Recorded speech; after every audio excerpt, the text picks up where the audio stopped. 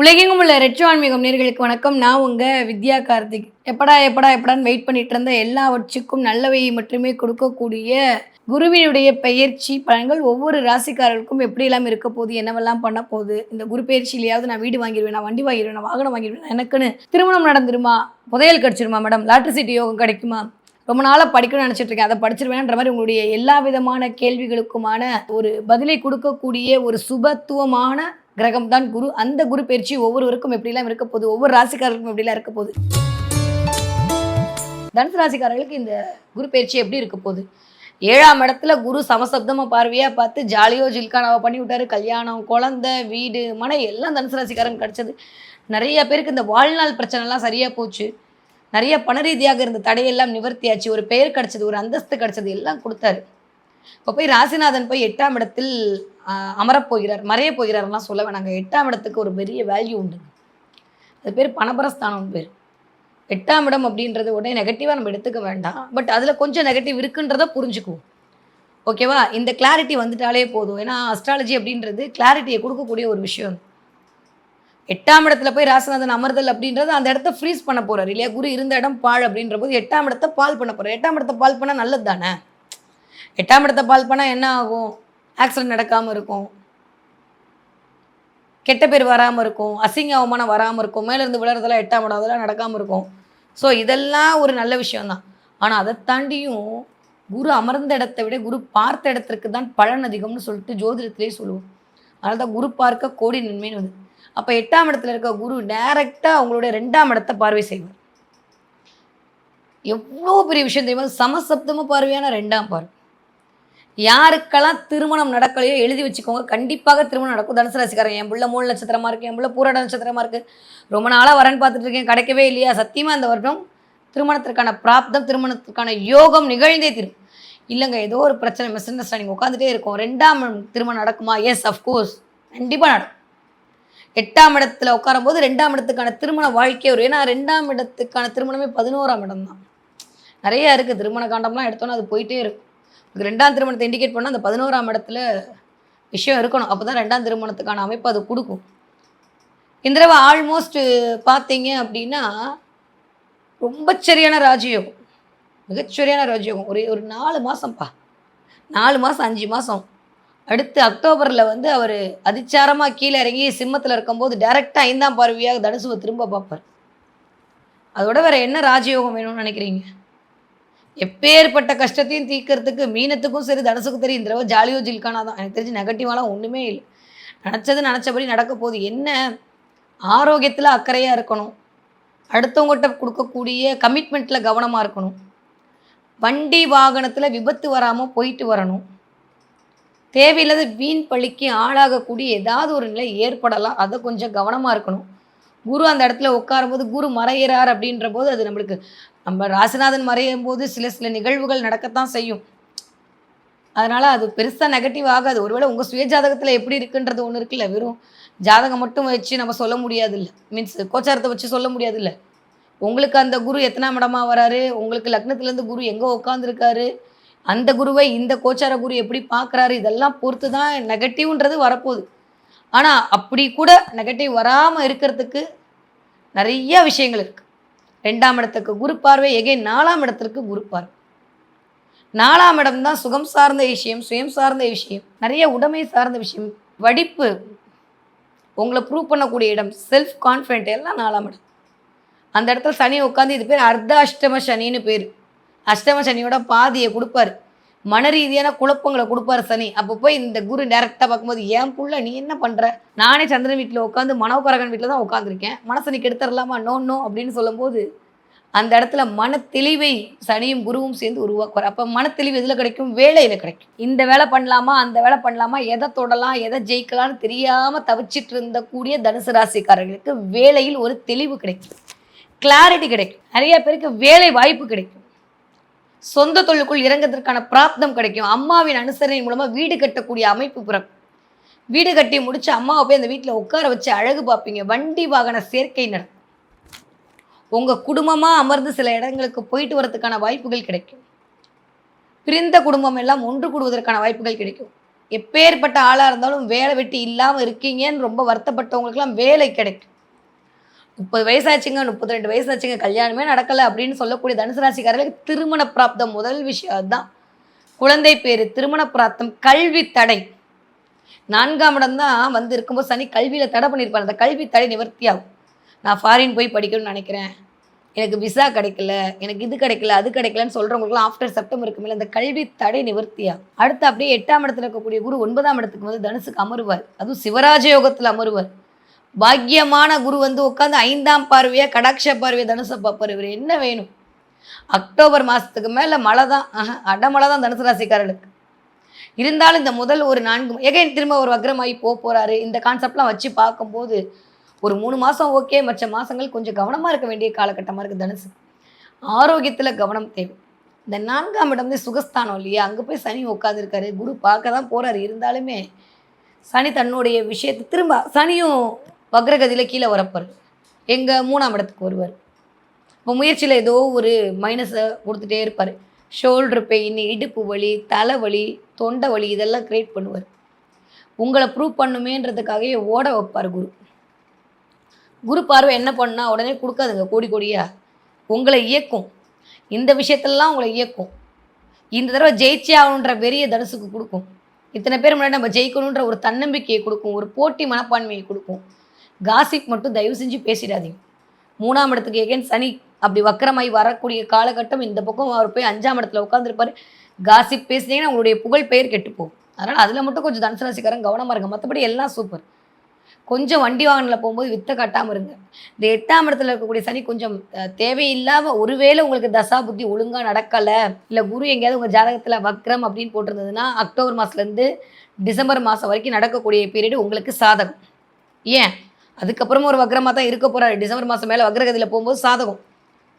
ஒருவேளை அப்படி இல்லை அப்படின்னா குரு எங்கேயாவது மறைஞ்சிருக்காரு அப்படின்ற பட்சத்தில், குருவோட பொசிஷன் நல்லா இல்லை, பாவிகரால் பார்க்கப்படுகிற அமைப்பில் இருக்குது அப்படின்னா வீண் கெட்ட பெயர் வருவதற்கான வாய்ப்புகள் இருக்குது. அதனால் அதில் கொஞ்சம் கவனமாக இருக்கும். இப்போ 8ஆம் இடத்துல இருக்கும்போது எதில் நான் கவனமாக இருக்கணும் அப்படின்னா, பெயர் புகழை கெடுத்துக்காமல் இருக்கணும். எனக்கு தான் எல்லாம் தெரியுன்ற மாதிரி பேசாமல் இருக்கணும். பேச்சில் ரொம்ப கவனம், நிதானமாக இருக்கணும்.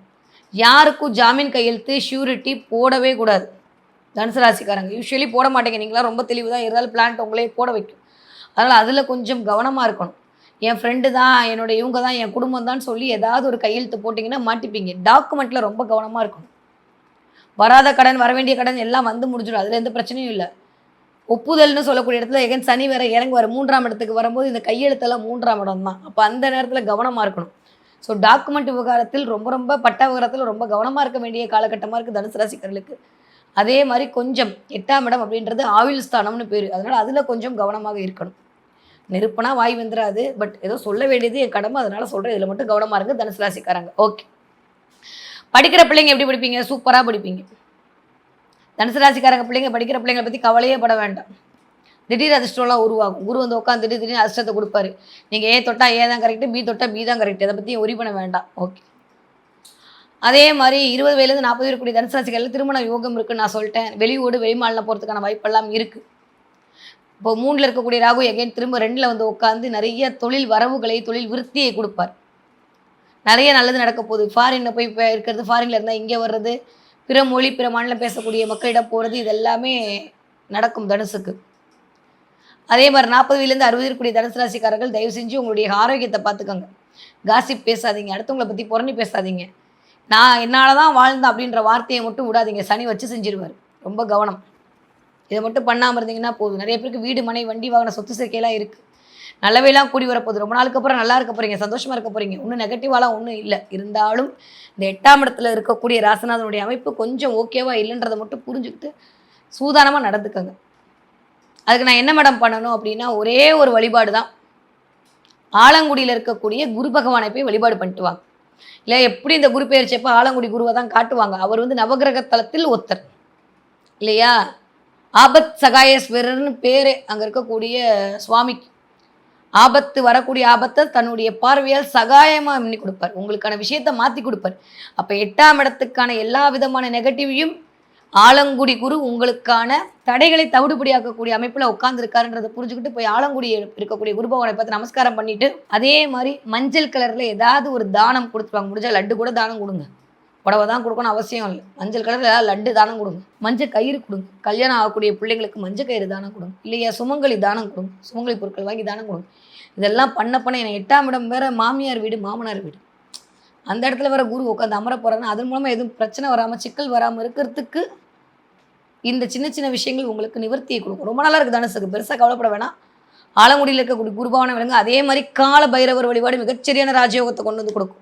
இந்த 2 வழிபாடும் நீங்கள் பண்ண இனி வரும் காலங்கள் எல்லாம் வசந்தத்தில் வாசற்படியில் தான் இருப்பீங்க தனுசு ராசிக்காரங்க. வைகாசி மாதம் 16ஆம் தேதி, அதாவது மே மாதம் 30ஆம் தேதி இதுவரைக்கும் சென்னையில் நடந்திராத மிகப்பெரிய யாகமாகிய ஷடாட்சர சப்த சந்தஸ்கதி யாகம் உங்களுக்கு நடைபெற காத்திருக்கிறது. கிட்டத்தட்ட எல்லா முருகன் கோயிலிருந்தும், அறுபடை முருகன் கோவில், திருப்போரூர், திருத்தணிகை, எல்லா முருகன் கோயிலிருந்தும் வேத பட்டாச்சாரியர்கள் வந்து இந்த யாகத்தை, மகா யாகத்தை நடத்தி கொடுக்க இருக்கிறார்கள். தலைமை ஏற்று நடத்தி கொடுப்பவர் யார் தெரியுமா? சென்னையில் இருக்கக்கூடிய காளிகாம்பாள் கோவில் தலைமை பட்டாச்சாரியர் காளிதாஸ் ஐயாவும், மயிலை சிவம் ஸ்ரீ அசோக் சிவம் அவர்களும் சேர்ந்து, இத்தனை வேத பட்டாச்சாரியர்களோடு சேர்ந்து இந்த யாகம் அப்படின்றது கிட்டத்தட்ட 9 மணி நேரம் நடக்க காத்துட்ருக்கு. அதில் 6 வகையான ஒரு பிரிவாக பிரித்து, முருகன் பறந்து தான் வைகாசி விசாகம் நம்மளுக்கு தெரியும். அன்னைக்கு எதை கேட்டாலும் முருகன் இந்தான்னு கொடுப்பான். அந்த மாதிரியான ஒரு நாளை தேர்வு செய்து உங்களுடைய எல்லா பிரச்சனைக்குமான ஒரே தீர்வாக, அது வேலை இல்லையாக இருக்கட்டும், அது வந்து திருமணம் ஆகவில்லை, குழந்தை பிறக்கலை, கல்வியில் தடை, வியாபார விருத்தி இல்லை, எனக்கு யாரோ ஏதோ உருட்டிட்டாங்க மேடம், என்னால் உடல் ரீதியான பிரச்சனைலேருந்து வெளில வர முடியல, பணம் கொடுத்த இடத்துல பணம் வரல, இப்படி எல்லா விதமான 18 விதமான பிரச்சனைகளுக்கும் 18 விதமான அத்தியாயங்கள் மூலமாக ஒரு மிகப்பெரிய மகா யாக திருவிழா அப்படின்னு தான் சொல்லணும் நடக்க காத்திருக்கு. சென்னையில் எங்கன்னா, சென்னை அம்பத்தூரில் இருக்கக்கூடிய ஆர்கே கன்வர்ஷன் ஹாலில். என்னைக்கு அப்படின்னா மே மாதம் 30ஆம் தேதி. மறக்காமல் எல்லாரும் வந்து கலந்துக்கோங்க. மேடம் சென்னையில் இருக்கேன், நாங்களாம் எப்படி வந்து கலந்துக்கிறது அப்படின்னு சொல்லி பார்த்தீங்கன்னா, இந்த பதிவு உங்களுக்கு தான். இதை கொடுக்கறதோட பெரிய நோக்கமே நீங்கள்லாம் நல்லா இருக்கணும் அப்படின்றது தான், வேறு எதுவுமே இல்லை. வேறு எந்த ஒரு உள்நோக்கத்தோடும் எந்த ஒரு பண ரீதியான அமைப்போடும் இல்லாமல் மக்கள் முருகனுடைய அருளை பெற்று வாழ்வாங்கு வாழ வேண்டும் என்கிற உயரிய எண்ணத்தில் இத்தனை முருகன் அடிமைகளும், முருகன் தொண்டர்களும், முருகனை பூஜிக்கக்கூடிய அத்தனை பட்டாச்சாரிகளும் சேர்ந்து இணைந்து இந்த விழாவை நடத்த திட்டமிட்டு இருக்கிறார்கள். நீங்கள் எந்த நாட்டில் இருந்தாலும் சரி, இல்லை எந்த ஊரில் இருந்தாலும் சரி, சென்னை வர முடிஞ்சவங்க தயவு செஞ்சு வந்து கலந்துக்கோங்க. கீழே நான் நம்பர் தரேன், அதில் முன்பதிவு பண்ணிட்டு வாங்க.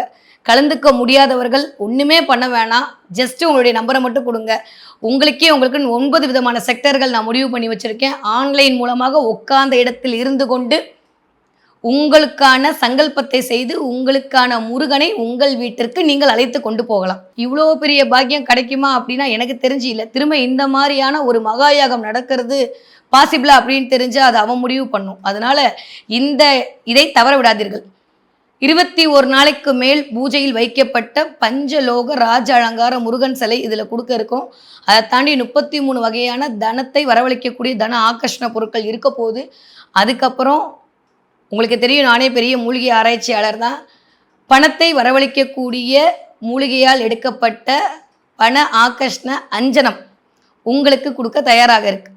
அது நெத்தியில் வச்சுட்டு போனாலே போதும், பணம் அப்படின்ற இடத்துல இருக்கக்கூடிய தடைகள் எல்லாம் நிவர்த்தி ஆகிடும். இந்த 3 பொருட்களும் சேர்த்து 10,500 ரூபா மட்டும்தான். நான் எதுவுமே ஓப்பனாக தான் கொடுக்க போகிறேன். முடிஞ்சப்புறம் இதுதான் செலவுன்னு உங்ககிட்ட நேரடியாக காட்ட தான் போகிறேன். ஏன்னா திரும்பவும் சொல்கிற மாதிரி பணத்திற்காக இந்த பூஜை நடக்கப்பெறவே இல்லை. உங்களுக்கே தெரியும், மகாயாகம் என்பது எவ்வளோ பெரிய விஷயம். அதுவும் 18 அத்தியாயத்துக்கு என்னென்ன விஷயம் பண்ணணும்னு உங்களுக்கு தெரியும்.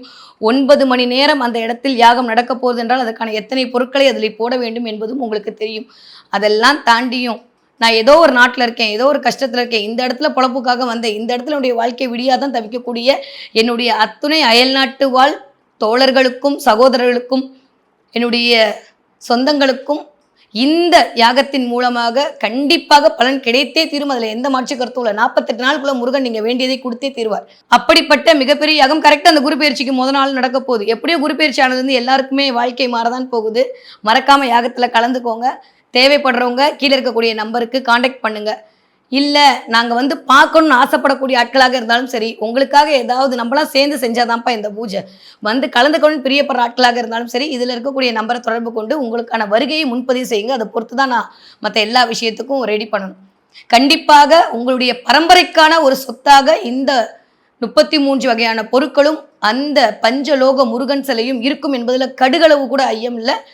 ஏன்னா அதை உணர்ந்து அதை பார்த்துட்டு தான் இதை உங்களுக்கு கொடுக்க போகிறேன். மறக்காமல் விழாவில் வந்து கலந்துக்கோங்க. நான் உங்களை விழாவில் சந்திக்கிறேன்.